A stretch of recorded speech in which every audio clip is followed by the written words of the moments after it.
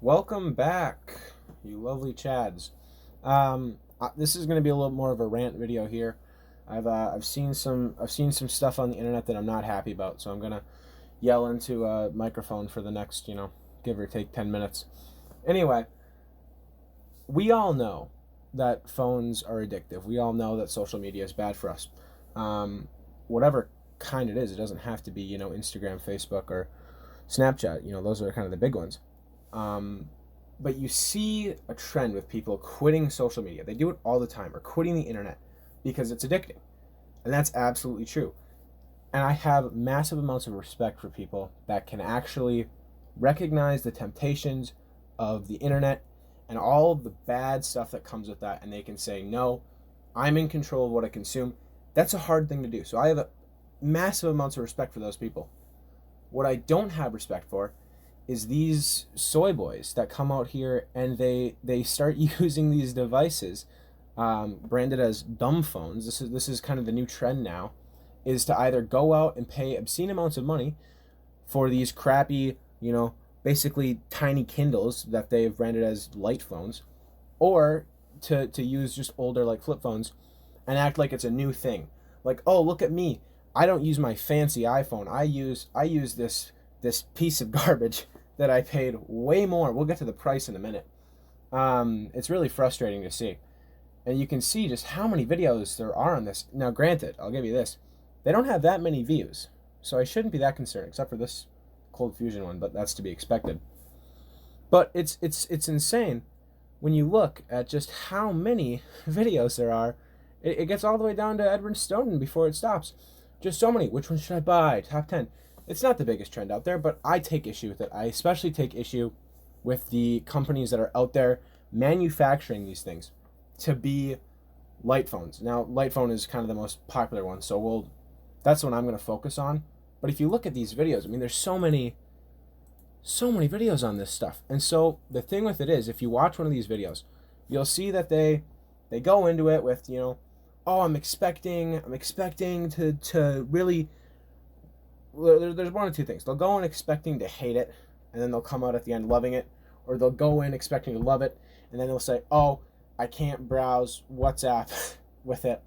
Oh, it's not very good for sending texts, so I'm gonna ditch it. And it's like, what did you expect? I can't put up with these people. I can't listen to them because it's ridiculous what they're saying. It's like, I want a phone that doesn't let me satisfy my dopamine addiction with social media and all the other crap apps that are out there on phones, okay? But I still want the ability to talk to people on WhatsApp and to, text people in a way with a good keyboard on my phone, all this stuff. I can't do that on this phone, da da da, and they just complain, and it's like, what did you expect? You, I cannot respect these people. It's impossible for me. I just can't do it. And you can go and see the technical definition would also include flip phones and stuff like that, which is, I guess, I've seen a few people include those in their videos, but for the most part they're focusing on newer manufactured devices. The light phone in particular, people complain about the battery on, all this stuff. My solution to this problem, if my one solution would be to improve your willpower and just have a normal phone, but don't use the apps that don't respect your freedoms and don't respect your privacy, and just say no. And I get that's hard. It's very hard for people to do that, but you'll thank yourself when you have incredibly good willpower to just say no to these apps and things. So I get not everyone can do that. So in that case, yeah, you're probably going to want to kind of limit yourself a little bit. Anyway, let's go look at some Amazon recommended phones here. See, Amazon's really hitting it with a lot of the just crappy flip phones. So I guess if you don't want to have any apps or anything, use a crappy flip. Oh my gosh, who buys these? Who buys these? I do not understand. Whatever, not really the point. Here's the Light Phone 2. This is the one that everyone kind of has in their videos. It has almost no actual functionality besides calling, kind of texting. It doesn't even do music. I don't think. And if it does do music, its internal storage is non-existent. So it's basically a useless device, except for calling and texting. How often are you calling and texting? Anyway, that's not really the problem I have with it. Let's see what the price... Oh my gosh. $300 for the ability to call and text.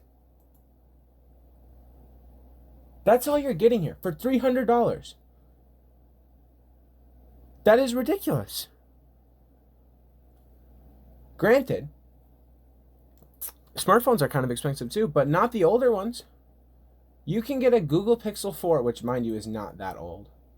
This is a fairly decent device. It's not that bad. Screen is okay. Like, I do not see that much wrong with this phone. This looks perfectly usable. And you don't have to, if you're freaking out right now, if you're spazzing out, saying, "Oh, but Google is spooky and I don't like Google." I agree with you 100%. Google is 100% spooky. I do not like Google. However, their Pixel devices, you can unlock the bootloader incredibly easily. And you can go in and you can install Graphene OS. I haven't checked on the other ones because Lineage is kind of full of troons, and Calyx is... I don't know that much about Calyx. I can't really... People talk about Calyx as if it's kind of the same as Graphene. I don't really know. I do know that Graphene has full support for Pixels, and it would make a lot of sense to use that on here. And you can limit yourself to FOSS apps with that, and you can literally limit yourself to not use any apps that depend on Google dependencies. If you don't want to, you don't have to, and that will keep them locked out, and you can focus on just using the device as a normal device. Now, again, this one doesn't have a headphone jack, so that's a huge problem. But you still have an entire library of every single app you could possibly want, so you don't have to complain about anything, okay? So I don't have to hear, "Oh, well, this thing doesn't have a Maps application." That was a serious complaint with this light phone.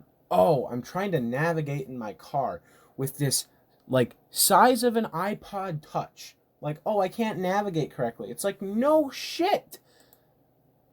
I do not understand the people that buy these crap phones, which are way overpriced, insanely overpriced.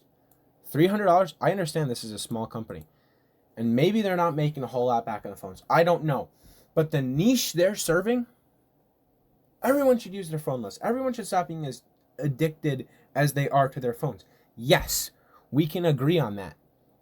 What I cannot agree on is the answer being to go spend $300 on a piece of garbage phone that I don't even know if I can install my own custom firmware on.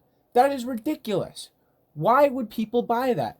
Well, because it's what is going to be popular. I don't know if this trend is going to grow or if it's going to stay the same size. I do not know. What I do know is that I'm getting close to 10 minutes, and this video has already gone on long enough. It's ridiculous.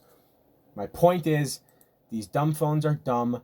If you want to cut the addictive habits of using a phone out of your life, get a Pixel, boil it down to baseline Android with Graphene OS, and if you really want to not have the addictive apps, use Google services.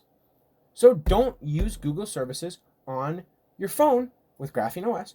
Use F-Droid for your applications. Use the Simple Suite for everything. You will have a device that you can listen to music on, that has a flashlight, that you can take pictures with, that you can still text with and do stuff like that.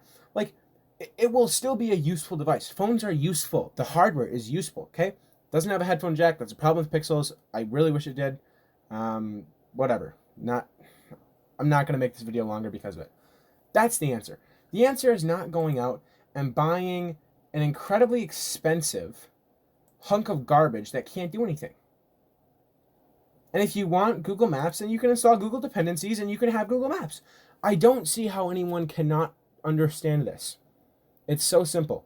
Rant over. I'm mad. So, yeah.